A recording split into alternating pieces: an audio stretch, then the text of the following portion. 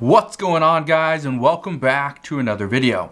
So over the past few days, we've been getting a lot of reports saying that if we pass this human infrastructure bill for $1.75 trillion, that's actually going to lower inflation. Now, I want to break down why this is being said, what experts are saying, what economists are telling us, and why the Biden administration is pushing to get this done. We also know that Americans are quitting their jobs at record levels. I will address that. I will talk about how Senator Joe Manchin is saying a no to the $1.75 trillion infrastructure bill and why he is saying no. And then we will talk about Senate Minority Leader Mitch McConnell and how he is saying that Senator Joe Manchin and Kyrsten Sinema are going to be the two people that will be creating this infrastructure bill. So if you have any questions on any of this stuff, please ask your questions down in the comment section below. Hopefully you guys have had an incredible week, but let's get to the update for this Friday afternoon. Here's what we know. Many lawmakers are pushing to get the human infrastructure bill passed. They say we need to get this done by next week. Others worry that passing this bill could actually lead to additional inflation. However, who is right? Well, according to President Biden's economic advisor, Jared Bernstein, he says, if anything, these measures push back on inflationary pressure. Now, here's the reason why. According to multiple economists, they have stated that the Build Back Better Act would in fact reduce inflation. They say when more goods and services are created and produced, well, this would happen through this bill. This would be good because by allowing more goods and services to be produced, this would allow inflation to fall back to a more sustainable level. Well, what I can tell you is yes, that is true. In theory, that is true. But this past 20 months has not actually worked out in theory. Okay? That's not the way it's worked over the past 20 months. That's pretty much how long we've been in this pandemic. What I can tell you though, when we produce more goods and services, right?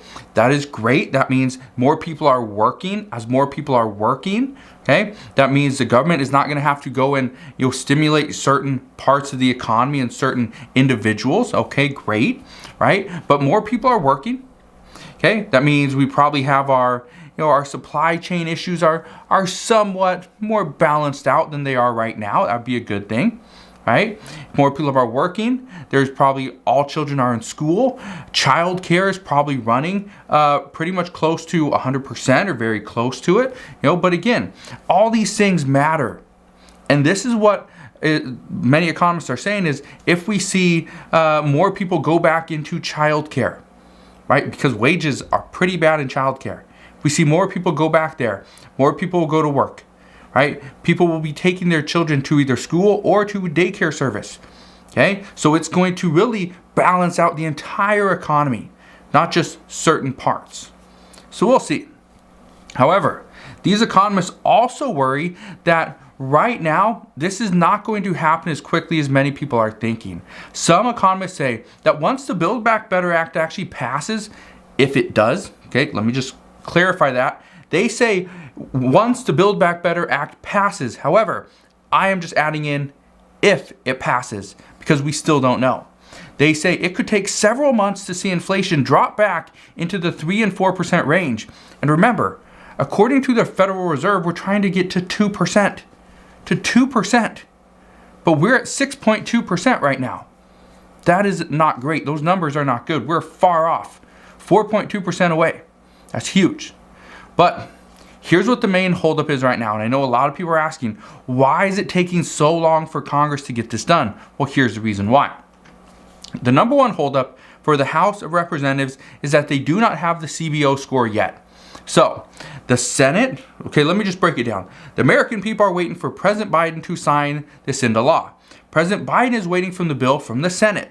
The Senate is waiting for the bill from the House of Representatives. The House of Representatives is waiting on the CBO score from the Congressional Budget Office. And the Congressional Budget Office is waiting on their team to figure out the CBO score or the scores for certain titles so that they can get the other title scored. So again, it's just a big old domino effect. And right now, we haven't seen the first domino fall. So we'll see. Also, While House Democrats wait to get this, what we know is that they're going to continue to work on this bill because we're not close yet, according to many reports. They are working on the bill themselves. The problem is, and this is what multiple lawmakers have said, is if we do not have the Senate on board, and that means all 50 Senate Democrats on board, this bill is going to come back to the House. Well, according to reports, the Senate will rework most of this bill, depending on how the House actually plays this. The expectation is the House of Representatives is just going to pass their own bill, send it off to the Senate, let them rework the bill, and send it back. So the expectation is the House, the second round, is going to have to pretty much rubber stamp this bill just to get it to pass. Now, according to Senate Minority Leader Mitch McConnell, he said today that the final version of the Build Back Better Act would be written by Joe Manchin and Kyrsten Sinema. He went on to say the single biggest favor he could do, actually talking about Senator Joe Manchin, for the country would be to defeat the whole thing. However, we did hear from Senator Joe Manchin, and he said he cannot support Medicare. He cannot support expanding Medicare. Now, I think this is, it's something that it makes sense. Okay, just hear me out on this one first. Senator Joe Manchin says he can't support expanding Medicare because he says, okay, and I quote, "I can't come home and tell somebody that's depending on Medicare and Social Security that are both going to be insolvent very soon, 2026 and 2033, and say, we're going to add more benefits." Now, Senator Bernie Sanders wants to fully expand Medicare. This is dental, vision, and hearing. However, at this time, it's only hearing that is included. But here's the big argument, and this is why I say I understand where Senator Joe Manchin's coming from, but at the same time, he's not addressing the problem. Senator Joe Manchin says, why would we increase our benefits? Because if we increase our benefits, it's only going to mean either Social Security or Medicare, or even both, would become insolvent much sooner, right? We would speed up that process. But here's the question that many Americans have. The big argument that Americans have is, okay, well, if we are going to become insolvent in 2026 and 2033, and we all know this, how are we addressing this? How are we going to fix this problem? And here's the thing. Nobody's really discussing it. What we do know is that in order for the money that's coming from Medicare, well, if you make up to, I think, $142,000 or $142,600 or something like, it's very close, right? You have to pay a certain percent of your income up to like $142,000. It's a very small percent. Okay, so that percentage is then paid into Medicare. But let's say somebody makes $1 million, right? They only pay Medicare tax up to that $142,000, not the rest of the million. Okay, the other $858,000, they don't make any. They don't pay any of the tax on that. Okay, on the excess, only on the first $142,000, and that's where some are saying that's where we can make changes. Let's tax the rich. Let's tax the millionaires and billionaires and let them pay for it, right? So, and again, this is the problem. Senator Joe Manchin does not want to come out and say, we're gonna tax the rich, we're gonna tax the wealthy, we're gonna tax the millionaires and billionaires. He doesn't want to do that. So that creates another big issue. But as of right now, there's only, I think, been one or two proposals that have addressed raising that Medicare cap past $142,000. So we'll see if something happens there. But at this time, honestly, there's nothing. So, but let's talk about gas prices for a minute. Here's something that we always hear about, and this is something every time I go to the gas station. Okay, I don't have a car that gets great gas mileage. Okay, I drive a GMC Sierra. I don't know how many miles it gets. Okay, I've never really calculated. I just drive it, right? But anytime I go to the gas station and there's somebody else in a truck or a larger SUV, my wife drives a GMC Yukon, so that's not great on gas mileage either. It's okay, but it's better than like a Ferrari or Lamborghini, but it's not a Tesla, right? So anytime I go to the gas station, there's always somebody there that says, "Oh man, gas prices, they never keep going down. They don't stop," right? And just the other day, I was at Costco filling up the tank, and somebody put in $20. because that's all they could afford was 20 bucks. But $20 last year would have got them close to 10 gallons. This year, okay, it's getting them a little more than 5. Okay, this is insane. It's insane where gas prices are going. But I want to bring this story to you. For the first time in more than 13 years, since 2008, gas prices in about 3 states are averaging $4 per gallon. In California and Hawaii, they're over $4 per gallon. In Nevada, it's currently, as of today, $3.97.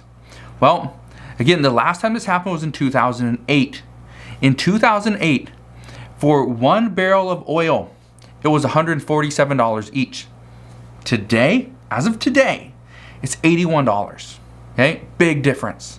So, according to experts, they say this shows that it's not just about the oil, that there's a much greater problem. We know that there's worker shortages that are playing a major impact into this. According to many, they are saying that many tanker truck drivers have changed their jobs to work for, get this, retailers. To work for retailers who are willing to pay them in excess of $100,000 per year to drive for them, because they know if they do not have the supplies, the products in their store, people are going to just purchase from Amazon, right?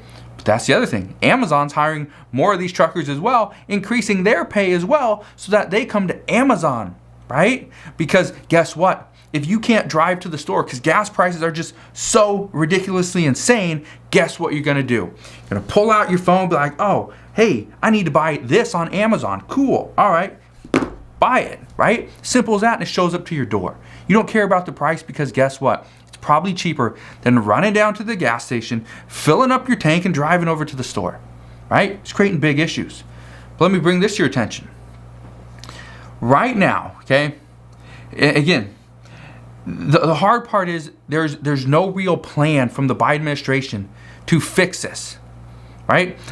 President Biden says, hey, we need to produce more oil. And then they laughed. Yeah, right. Good one. That's a funny joke. But he was serious. And so closing down pipelines isn't helping. The Biden administration is considering closing down a pipeline in Michigan, right? That produces like half a million barrels of oil per day or something like that, right? It's huge. And they're considering closing that one down as well, right? So again, big issues here.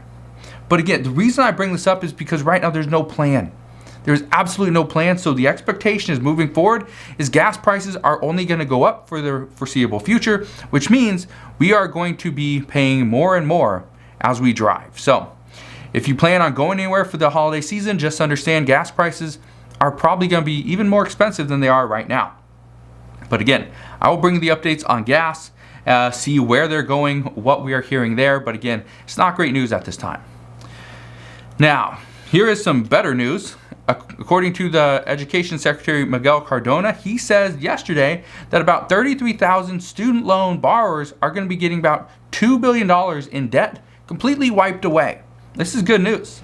Now, this will be due to the Public Service Loan Forgiveness Program that was actually announced last month. I addressed this last month. If you didn't get a chance to watch that, well, I don't know which video it was in. Okay, but you can go. I think it's PSFP or something, PSLF. So I don't know what the thing is. It's a Public Service Loan Forgiveness Program. Type that into Google. You can figure it out there. But again, if you are working in the public service, sector, then yes, okay, you can go and potentially get your loans completely wiped away. Okay, there's a whole big thing on, go read on it. I can address that in another video. But again, that is good news. In the tweet from Education Secretary Miguel Cardona, he says 30,000 plus borrowers will get an estimate $200 billion forgiven. Roughly 10,000 have already had 715 million discharged, and 20,000 will receive emails in the coming weeks. So check your inboxes. And according to the Education Department, 550,000 student loan borrowers are now closer to relief automatically. That's good news. What we do know, according to multiple reports, is that President Biden does have the power to forgive up to $10,000 in student debts. However, these reports have also indicated that doing small batches, like what they are doing right now, this is actually a smarter move politically. They say that Republicans could easily target President Biden and the Biden administration by trying to provide mass student loan forgiveness during an election year. Because guess what? Under former President Donald Trump, he wanted to provide like $350, medication vouchers. Right? Vouchers to people, then go and pick up their medications. But according to reports, this was quickly shot down because this was seen as a way to buy votes during an election year. Now, granted, this was going to happen probably about 3 months before the election, which was very close. As of right now, we are still 1 year away. So we're actually 4 days away from 4 days past 1 year when the election is going to happen on November 8th. 2022. And lastly, here's a big thing. According to reports just today, a record 4.4 million Americans quit their jobs in September alone, right?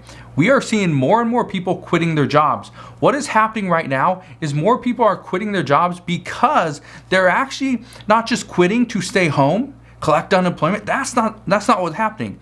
Even though that's what some reports are saying, that is not what's happening. According to the majority of reports, what is happening is workers are being lured away from existing employers because they are trying to go for higher wages, more benefits, and the potential of actually working from home.